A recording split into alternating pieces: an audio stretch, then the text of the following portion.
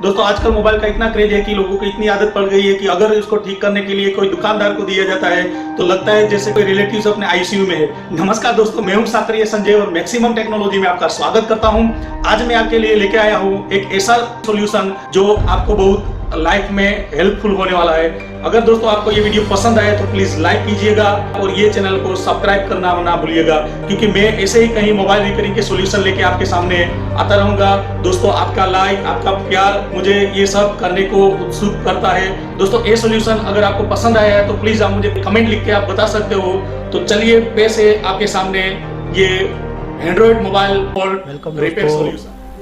ये मेरे पास अभी एक सैमसंग कंपनी का मोबाइल है जिसका मॉडल नंबर आप देख सकते हो, देखते हैं GTI 8552 इसका मॉडल नंबर है। जो अभी मोबाइल ये कस्टमर ने दिया हुआ है मुझे, इसमें फॉल्ट है डिस्प्ले बैकग्राउंड लाइट का। देखो एक बार हम ये मोबाइल को DC मशीन से कनेक्ट करके देखते हैं कि हमारे मोबाइल में वाकई ये फॉल्ट है कि नहीं। देखो ये मैंने कनेक्शन DC मशीन का कर दिया है। उसके बाद ये मोबाइल को हम चेक करेंगे। देखो ये आपके सामने DC मशीन है। अब हम पावर स्विच प्रेस करते हैं। देखो ये पावर स्विच प्रेस किया, मोबाइल ऑन हो रहा है क्योंकि DC मशीन में जो करंट है वो 20 के करीबन आ रहा है और वेरिएशन हो रहा है, मतलब कि हमारा मोबाइल अभी ऑन हो चुका है। देखो ये साउंड का आवाज़ भी आ रहा है, फिर भी ये मोबाइल में कुछ डिस्प्ले पे कुछ ग्राफिक नहीं दिखाई दे रहा है। तो उसका मतलब ये हुआ कि ये मोबाइल में जो फॉल्ट है वो डिस्प्ले बैकग्राउंड लाइट का है। डिस्प्ले पे लाइट नहीं आ रही, इसलिए उसका ग्राफिक नहीं दिखाई दे रहा है। तो एक बार हम देखते हैं ये फॉल्ट को स्टेप बाय स्टेप चेक करके कि ये फॉल्ट हमारा किस कंपोनेंट का है। देखो ये उसके लिए सबसे पहले उसका हम निकाल देते हैं। मैंने निकाल दिया है। उसके बाद उसका जो मदरबोर्ड में है वो अलग कर लेते हैं। उसके लिए LCD कनेक्टर है, उसको निकालना है, ये मैंने निकाल दिया। उसके बाद सब जो बेल्ट से जुड़े हुए जो मदरबोर्ड से वो कनेक्टर निकालना है। निकालने के बाद जो ये आप देख सकते हो, मैंने ये सर्किट बोर्ड है हमारा वो अलग कर दिया है सब एसेसरीज से। और अब आप देख सकते हो जो हमारे जो मॉडल नंबर है ये हमारा मोबाइल का 8552, इसका सर्किट बोर्ड आप देख सकते हो।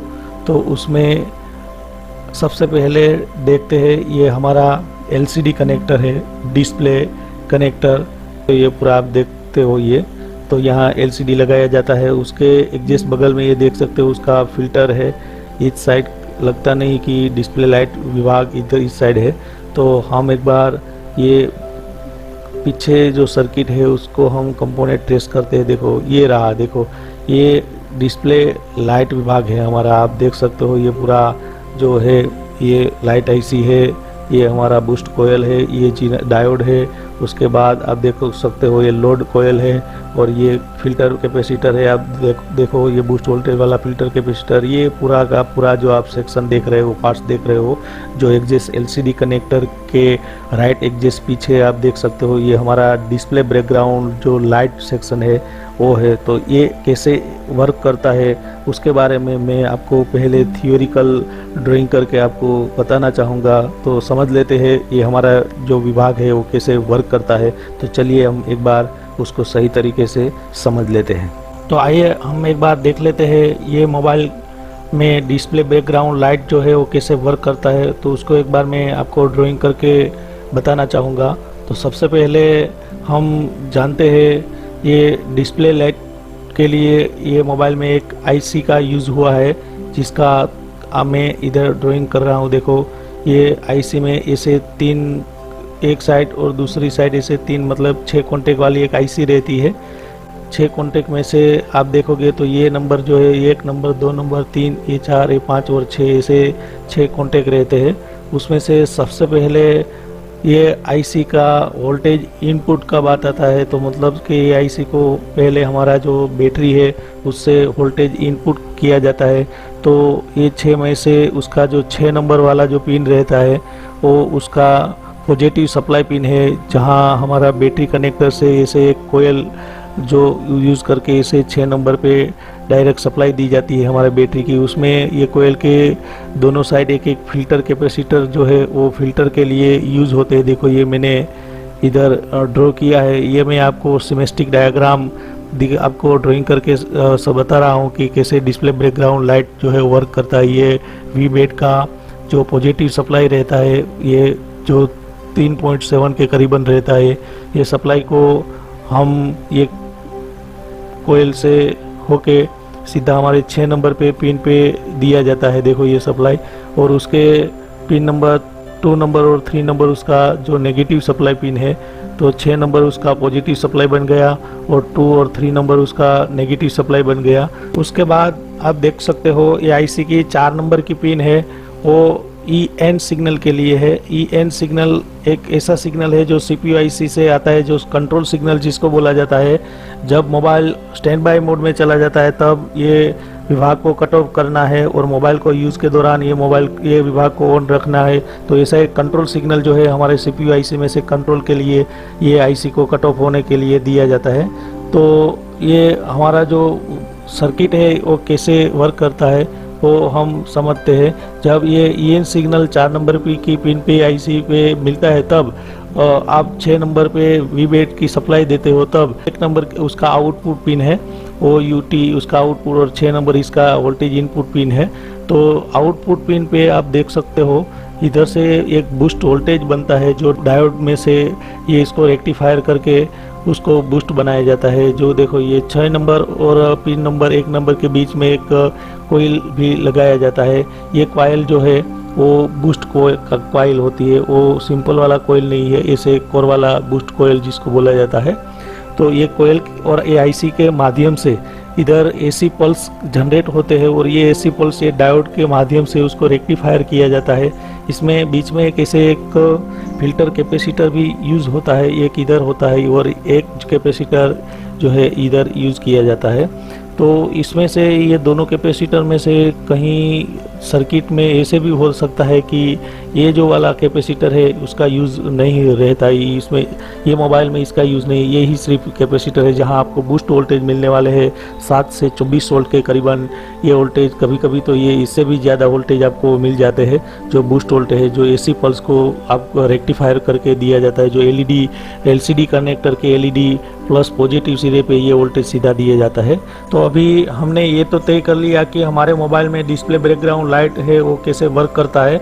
अब हम ये सारे जो कंपोनेंट है जो अभी हमने ड्रॉ करके देखा, वो सब ये लेआउट सर्किट में एक बार उसको ट्रेस कर लेते हो किधर है। देखो ये हमारा डिस्प्ले बैकग्राउंड लाइट विभाग है, ये मदरबोर्ड में, उसमें ये IC है, तो और ये बूस्ट कोयल और ये ट्रांजिस्टर और ये फिल्टर कैपेसिटर है। पूरा जो आप सर्किट देख रहे हो ये मैंने अभी ड्राइंग करके आपको बताया। जो ये LCD कनेक्टर है, इसके एग्जिस बिल्कुल पीछे ये हमारा लाइट सेक्शन लाइट विभाग है, और उसका सबसे बड़ा जो पहचान है वो ये है कि इसमें एक इस टाइप का बूस्ट कोयल रहता है, इस टाइप का एक डायोड रहता है, और ये एक मॉसफेट टाइप का ये हमारा पूरा IC जो 6 लेग का होता है, तो ये पूरा जो रहता है हमारा डिस्प्ले बैकग्राउंड लाइट विभाग रहता है। उसका आपको एक इमेज ही आपको दिमाग में बिठा देना है, क्योंकि इस टाइप का डिजाइन कहीं और सर्किट में आप दिखाई देगा। देखो तो ये हमारा डिस्प्ले बैकग्राउंड लाइट का पहचान है, बूस्ट कोयल के हिसाब से उसको पहचाना जाता है। और ये जो IC है, इसका जो डिजाइन मैंने आपको बताया है वो इस तरह से है। देखो ये से आपको सर्किट को रखना है।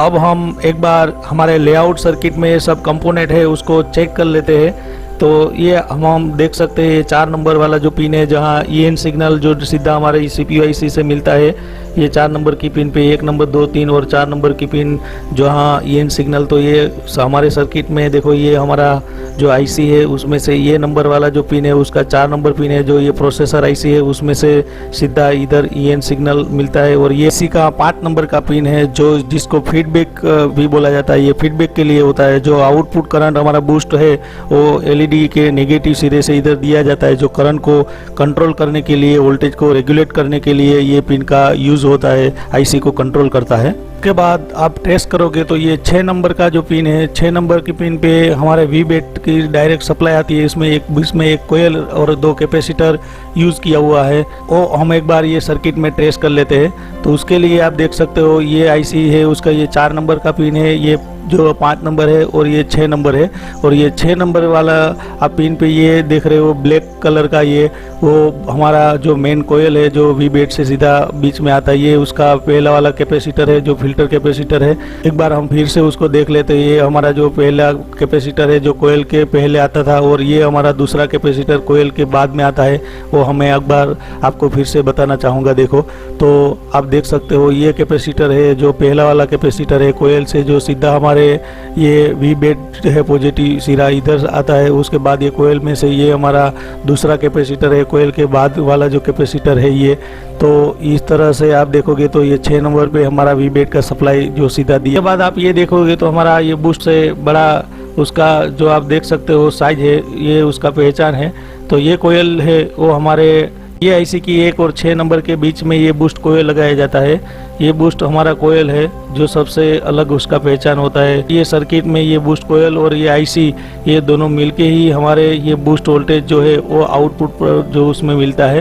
तो ये आप देख सकते हो हमारा जो डिस्प्ले बैकग्राउंड लाइट विभाग है ये उसमें हम एक बार फिर से ट्रेस कर लेते हैं कि 1 नंबर पे आप आगे जाओगे तो हमारा ये डायोड है। डायोड जो बूस्ट वोल्टेज को जो स्विचिंग जो वोल्टेज आता है उसको फिल्टर करके रेक्टिफायर करके इधर हमको आउटपुट वोल्टेज मिलता है। देखो एक बार उसको हम ट्रेस कर लेते हैं हमारे ये सर्किट में। तो ये इसको इसके लिए ये आप देखोगे तो ये हमारा बूस्ट कोयल है, उसके बगल में आप देख सकते हो ये रेक्टिफायर डायोड है जो वोल्टेज को जो रेक्टिफायर करता है, और ये हमारा आउटपुट कैपेसिटर है जहां हमको बूस्ट वोल्टेज को फिल्टर किया जाता है। तो इस तरह से आप सब पार्ट्स जो है ये प्रैक्टिकली आप चेक कर सकते हो। अभी हमने ये सर्किट में देखा डिस्प्ले बैकग्राउंड लाइट को थियोरिकल और प्रैक्टिकल कैसे ट्रेस किया जाता है वो मैंने बताया। अब हम देखते हैं स्टेप बाय स्टेप ये सर्किट को कैसे मेज़र किया जाता है, उसको कैसे चेक किया जाता है।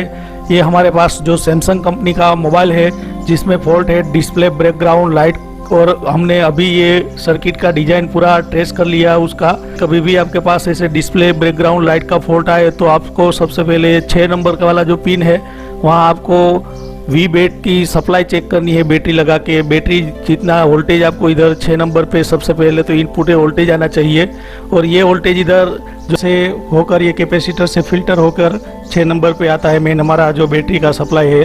तो ये सप्लाई को अगर आपको ये लाइन को कंटिन्यूटी चेक करना है तो हमारा मल्टीमीटर में कंटिन्यूटी रेंज में हम एक बार चेक कर लेते हैं मीटर की डायोड की बीप की रेंज में। 1 मीटर का सिरा हम इधर ये बैटरी के पॉइंट पे रखेंगे, दूसरा ये 6 नंबर या तो ये कैपेसिटर पे रख के हम ये चेक कर लेते हैं कि हमारा ये लाइन जो है वो कंटिन्यूटी बता रहा है कि नहीं। अगर ये कंटिन्यूटी नहीं आता है तो आपको जंपर करना पड़ेगा, और कंटिन्यूटी सही है तो हम आगे का नेक्स्ट पॉइंट चेक करते हैं। तो हम देखते हैं कंटिन्यूटी चेक करके।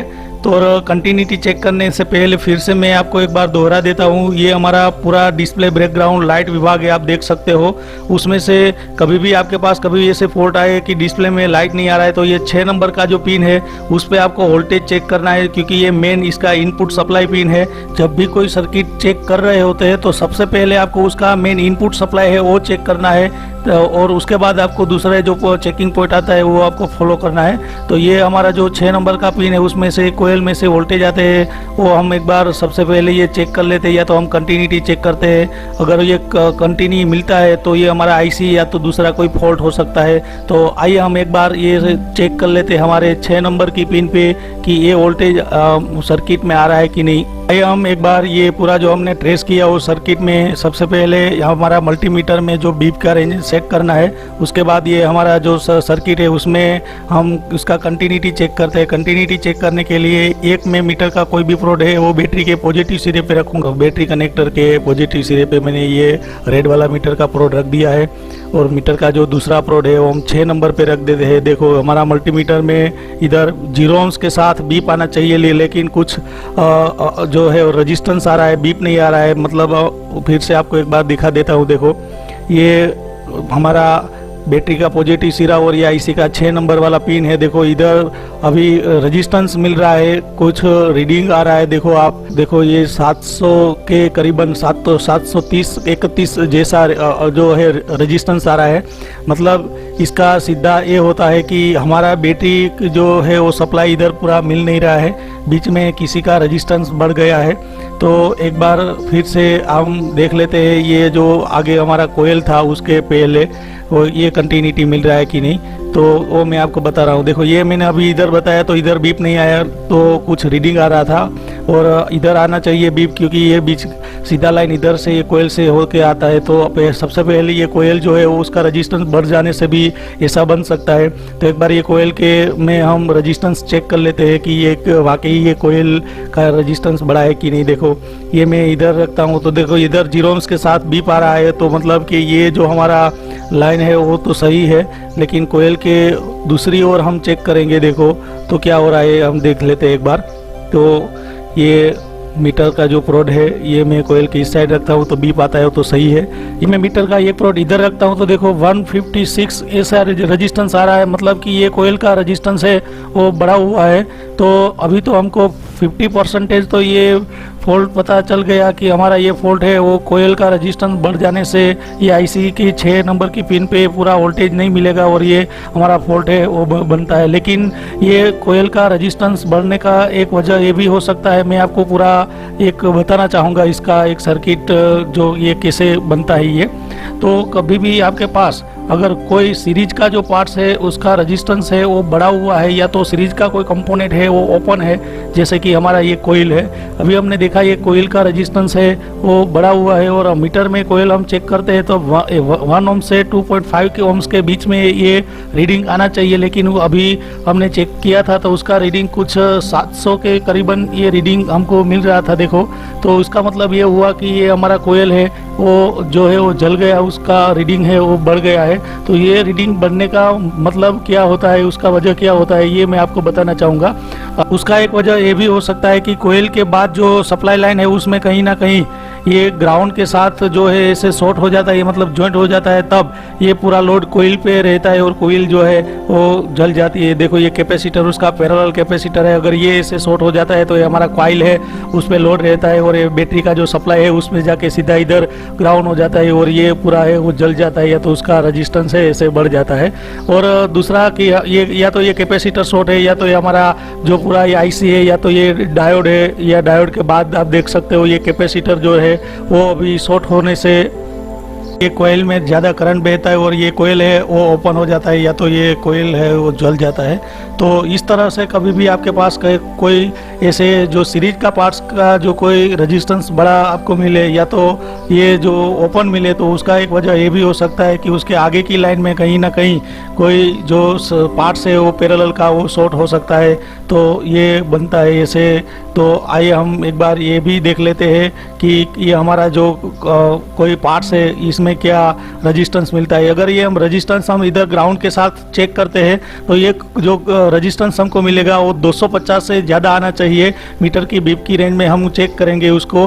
तो अब मीटर का जो रेड प्रोड है वो ग्राउंड रखना है और ब्लैक प्रोड है ये हम इधर रखेंगे, और जब हम ये रखेंगे तब हमारा जो रीडिंग होना चाहिए वो 250 से ज़्यादा होना चाहिए। तो एक बार हम देख लेते हैं कि हमारा रीडिंग कितना आ रहा है ग्राउंड के साथ ये कोयल के बाद की जो सप्लाई लाइन है उसमें।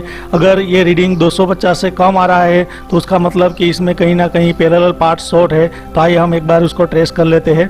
तो ये हमारा सर्किट है, सर्किट में जो हमारा मीटर का रेड प्रोड है वो कहीं ना कहीं हम ग्राउंड कर देते हैं। ये प्लेट में मैंने देखो ग्राउंड कर दिया। उसमें आपको ये एक ध्यान रखना है कि आपको रेड प्रोड ही ग्राउंड रखना है, और हमारा जो मीटर का ब्लैक प्रोब रहता है उससे आपको रेजिस्टेंस चेक करना है। मीटर की बीप की रेंज में आपको मीटर को सेट करना है, जो मैंने सेट किया है। अब हम ये रेजिस्टेंस चेक करते हैं। देखो ये हमारा जो कॉइल है उसके जो देखो ये रेजिस्टेंस अभी आ रहा है 182।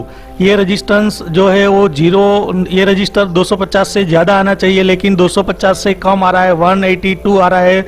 उसका मतलब ये हुआ कि ये कोयल के बाद जो कोई सप्लाई लाइन है उसमें कोई पैरेलल पार्ट्स है वो शॉर्ट है, उसके वजह से कॉइल का रेजिस्टेंस है वो बढ़ गया है। ये कॉइल का रेजिस्टेंस बढ़ने का मतलब ये होता है कि उसके आगे का जो सर्किट है उसमें कहीं ना कहीं शॉर्ट सर्किट की वजह से ऐसा बनता है। अगर मान लीजिए कि ये कोयल को हम निकाल के ये इसकी जगह कोई दूसरी दूसरी कोयल डालते हैं ये पोजीशन में, या तो हम उसका जंप कर देते हैं तो हो सकता है ये कोयल वापिस से फॉल्ट हो सकता है, या तो हमारा मोबाइल हीटिंग लेने लगता है, या तो हमारा जो बैटरी कनेक्टर पे रीडिंग आप देखोगे तो वो शॉर्टिंग बताएगा ये मोबाइल। तो आपको ये जो कोयल नया लगाने के पहले आपको पूरा ये हमारा उसका कोयल के बाद का जो सर्किट है उसको आपका रीडिंग जो आना चाहिए 250 से ज़्यादा आना चाहिए, वो आपको सही करना है। क्योंकि आप अभी हमने देखा था हमारा मल्टीमीटर में कि कोयल के बाद का जो रेजिस्टेंस है वो 182 करीबन ऐसा रीडिंग आ रहा था।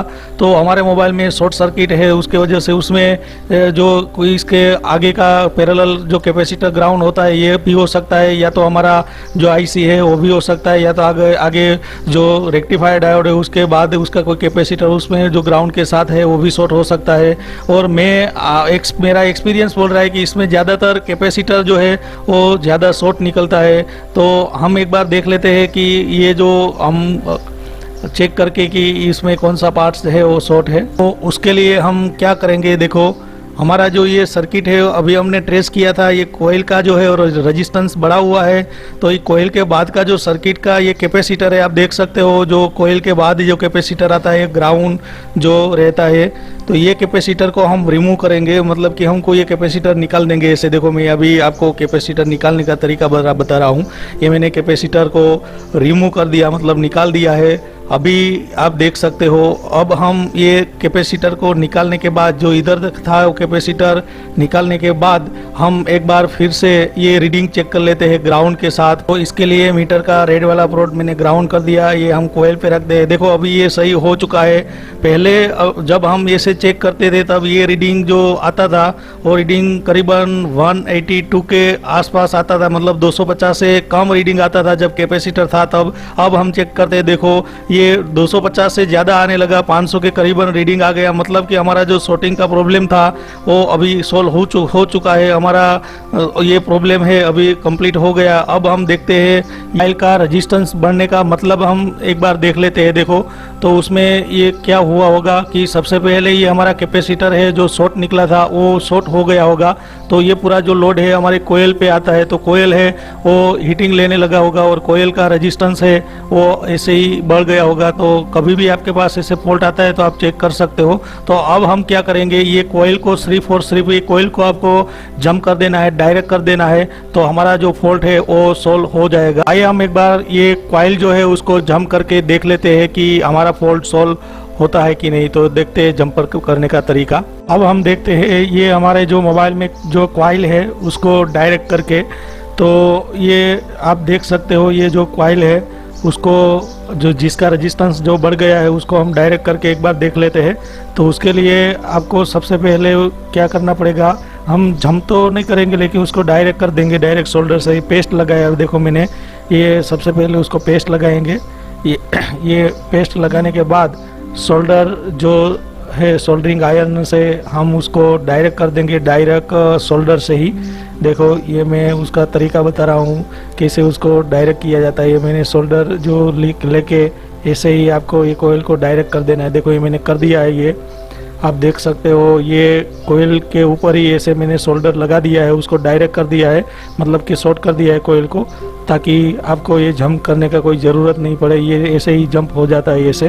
तो आइए हम एक बार ये कोयल को डायरेक्ट करने के बाद हम ये मोबाइल को डिस्प्ले लगा के ये वोल्टेज चेक कर लेते हैं कि हमारा जो बूस्ट वोल्टेज है वो कंप्लीट आ रहा है कि नहीं। इसके लिए ये उसका जो डिस्प्ले है उसमें हम सबसे पहले तो उसको फिट कर देते हैं। देखो ये मैं थोड़ा ऐसे साइड में रख देता हूँ।